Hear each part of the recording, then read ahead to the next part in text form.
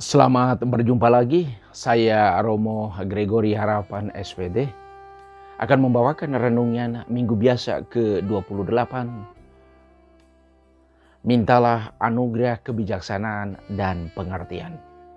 Kebijaksanaan dan pengertian adalah anugerah cuma-cuma dari Allah kepada siapa saja yang berkenan kepadanya. Anugerah itu diberikan kepada mereka yang sungguh terbuka hati dan pikirannya untuk digunakan Tuhan dalam menyalurkan kebaikannya kepada lebih banyak orang lagi. Untuk memperoleh anugerah itu dibutuhkan ketulusan dan keterbukaan manusia untuk menerimanya.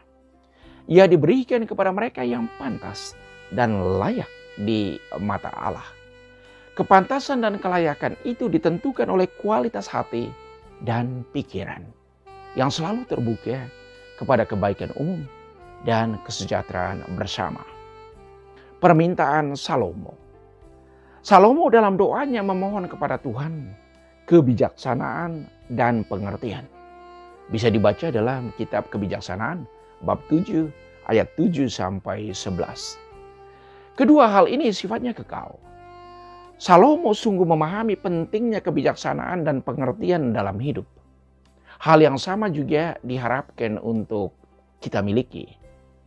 Kebijaksanaan dan pengertian akan menjadi milik kita untuk selamanya kalau kita tidak mengingkari dan mengkhianatinya dengan cara hidup kita. Salomo tidak meminta kuasa, pangkat, atau harta. Karena dia menyadari bahwa semuanya itu sementara saja sifatnya. Kuasa, pangkat, dan harta kalau tidak disertai dengan kebijaksanaan dan pengertian, maka pada gilirannya akan menjerumuskan manusia pada penderitaan dan kesengsaraan dalam hidup. Karena itu berjuanglah agar selalu memohon kepada Tuhan supaya kita dikaruniai dengan roh kebijaksanaan dan pengertian. Kebijaksanaan dan pengertian menuntun pikiran dan hati manusia untuk menjadi lebih baik lagi dan selalu mengutamakan kebaikan umum. Firman Allah pegangan hidup. Surat kepada orang Ibrani mengingatkan bahwa firman Allah itu adalah pegangan hidup. Firman Allah itu hidup, kuat, dan menerangi pikiran serta hati.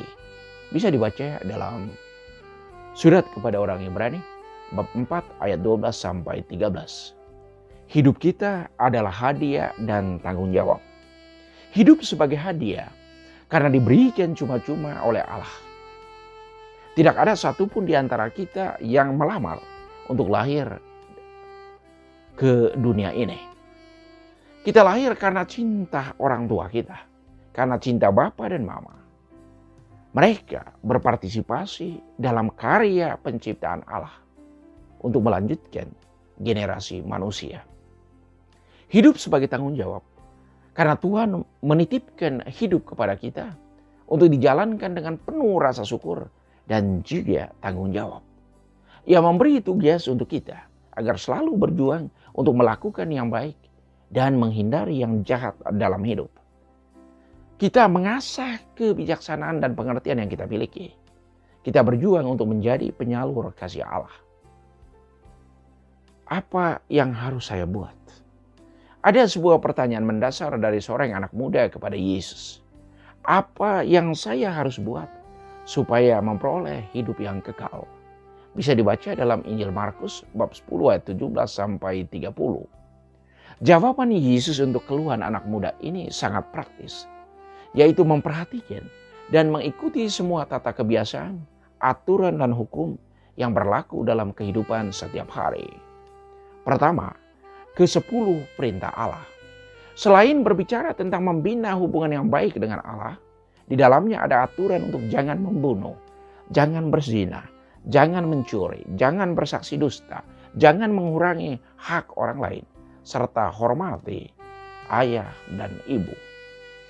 Inilah hal-hal yang senantiasa ada dan mestinya setiap orang jalani dan hidupi setiap hari.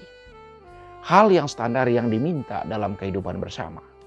Kedua, menjual semua yang dimiliki. Mendengar pernyataan ini, orang muda itu langsung terkejut. Karena ini menyangkut inti hidup. ajakan untuk mengosongkan diri. Orang muda itu disadarkan agar jangan terikat pada harta, pangkat, atau kekuasaan. Apakah dengan itu kita tidak perlu harta, pangkat, dan kekuasaan dalam hidup? Tentu sangat perlu. Ketiganya harus diolah secara bijaksana supaya tidak mencederai hidup kita. Ketiganya digunakan dengan bijaksana untuk melayani kebaikan umum dan kesejahteraan bersama. Kita harus melepaskan diri dari cengkraman harta, kuasa, dan pangkat. Karena kalau kita berorientasi pada harta, kuasa, dan pangkat, maka malapetakalah yang akan dijumpai. Reaksi orang muda itu terhadap jawaban Yesus, ia sangat sedih, lalu pergi. Yang membuat dia pergi dengan sedih hati, karena keterikatan dan kecintaannya terhadap apa yang dia miliki. Padahal jual semua harta yang kau miliki. Yang dimaksudkan oleh Yesus yaitu melepaskan semua ikatanmu terhadap hal yang duniawi sifatnya. Dengan melepaskan ikatan dan cengkramannya, dengan itu kita lebih bebas untuk mengusahakan yang lebih baik lagi dalam hidup kita. Berangkat dari jawaban tadi, Yesus memberi ajaran yang sangat keras. Alangkah sukarnya orang beruang masuk dalam kerajaan Allah. Lebih mudah seekor unta melewati lubang jarum daripada seorang kaya masuk kerajaan Allah. Apa maksud dari pernyataan ini? Pertama, hidup kita jangan dikontrol oleh materi yang kita miliki. Tetapi kitalah yang mengontrol dan mengolah materi yang kita miliki untuk kebaikan kita dan sesama. Kedua, hindari ingat diri yang berlebihan dan mengabaikan semangat bela rasa terhadap sesama. Ketiga, jangan melupakan Tuhan yang hadir dalam diri sesama, teristimewa dalam diri mereka yang menderita dan berkesusahan. Segala sesuatu mungkin bagi Allah. Tak ada yang mustahil baginya. Kita perlu memiliki pengertian dan kebijaksanaan. Terberkatilah orang yang meninggalkan segala sesuatu demi kerajaan Allah. Meninggalkan segala sesuatu maksudnya orang harus meninggalkan ego yang berlebihan dan terus berjuang untuk membagi berkat dengan sesama. Hal itu dimulai dari keluarga kita sendiri. Dimulai dari rumah tangga kita masing-masing. Juga dimulai dari dalam pastoran. Dari dalam tembok-tembok biara. Kita mulai dari diri kita sendiri. Tuhan memberkati.